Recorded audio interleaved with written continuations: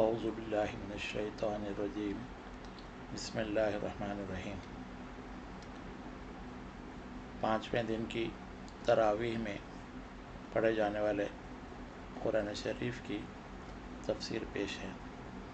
6واں پارہ لا یحب اللہ الجہر شروع ہوا۔ سورہ نساء کا سلسلہ جاری ہے۔ اللہ کو پسند نہیں کہ کوئی کسی کو برا بھلا کہے، مگر یہ کہ جس پر کسی طرح کا ظلم ہوا ہو اور وہ ظالم کو برا کہہ بیٹھے تو معذور ہے۔ اللہ کے رسول صلی اللہ علیہ وسلم کی فرما برداری ہی اللہ کی فرما برداری ہے۔ اللہ کی طرف سے اہل کتاب یعنی یہود و نصارہ رسول اللہ صلی اللہ علیہ وسلم سے یہ مطالبہ کرتے ہیں کہ ان پر آسمان سے لکھی لکھائی کوئی کتاب نازل ہو جائے، حالانکہ اس سے بڑھ کر مطالبے انہوں نے خود حضرت موسیٰ اور عیسیٰ علیہ السلام سے کیے تھے اور اس کی ان کو خوب سزا ملی تھی۔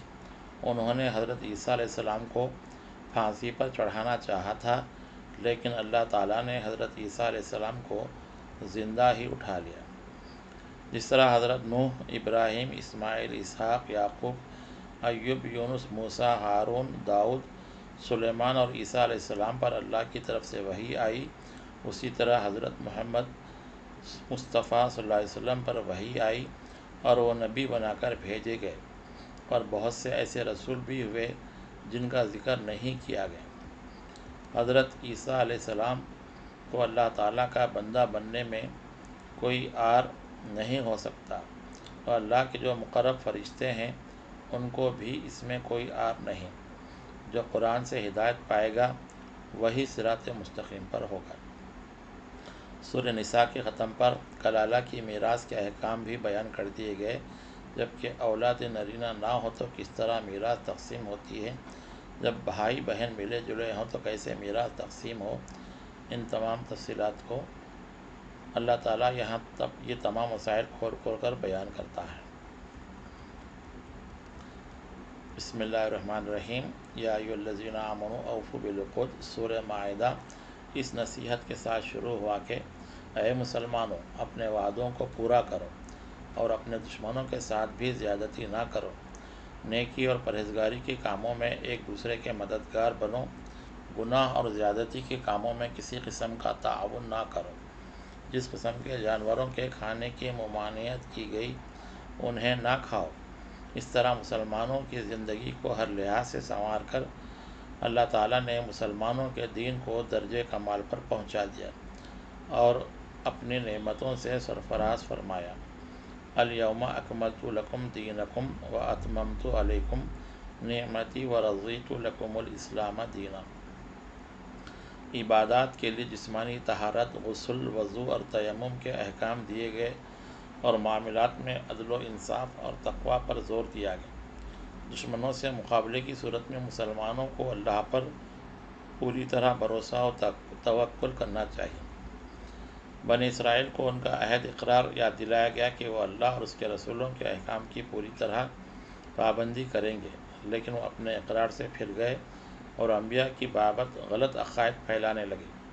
اب جب کہ قرآن مبین نازل ہو گیا اور اس میں تمام غلط عقائد کی کھلے بندوں تردید کر دی گئی اور خوشخبری دینے والے اور عذاب الہی سے ڈرانے والے نبی آ گئے، تو اب سب کو ان کی اتباع کرنی چاہیے۔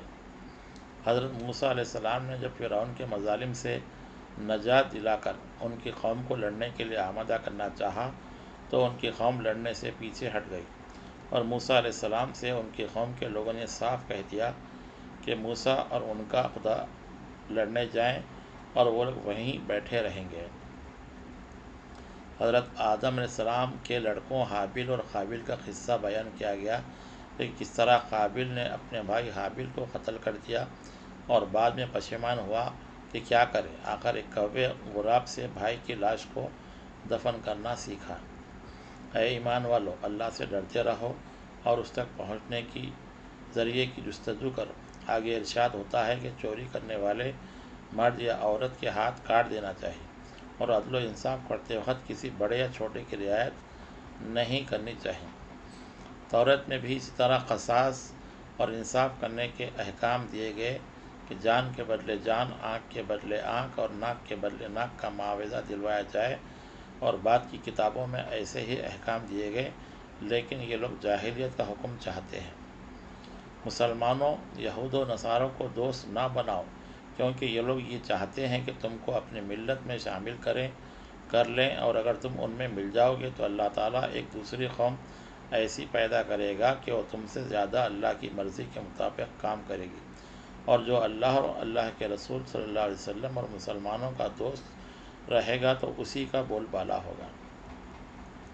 جن لوگوں نے دین کو ہنسی کھیل بنا رکھا ہے ان سے دوستی نہ رکھی جائے۔ سابق میں جنہوں نے ایسا کیا تو ان کی صورتیں مسخ کر دی گئی۔ ان میں مشائخ اور علماء موجود رہنے کے باوجود انہوں نے لوگوں کو جھوٹ بولنے اور حرام کھانے سے منع نہیں کیا۔ رسول اللہ صلی اللہ علیہ وسلم کو ارشاد ہوتا ہے کہ وہ بے خوف تبلیغ کرتے رہیں، اللہ تعالیٰ خود ان کی حفاظت کرے گا، واللہ یعصمک من الناس۔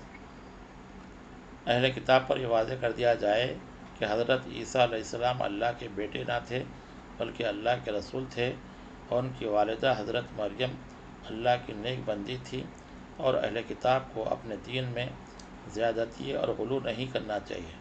لا تغلوا فی دینکم غیر الحق۔ جن لوگوں نے کفر کیا ان پر حضرت داؤد علیہ السلام اور حضرت عیسیٰ علیہ السلام کی بد دعا سے خدا کی پھٹکار پڑی۔ مسلمانوں کے ساتھ دشمنی میں یہودی سب سے اشد ہیں، اور نصارہ مقابلتاً کم مخالف ہیں، کیونکہ ان میں ایسے رہبان ہیں جو تکبر نہیں کرتے۔ صدق اللہ العظیم۔ پارے 6 کا اختتام ہوا۔ اللہ سے دعا کہ اللہ تعالی ہمیں قرآن کے مفاہیم کو سمجھنے، اس پر عمل کرنے اور قرآن کے پیغام کو ساری دنیا میں عام کرنے کی توفیق عطا فرمائیں۔ وآخر دعوانا ان الحمد للہ رب العالمین۔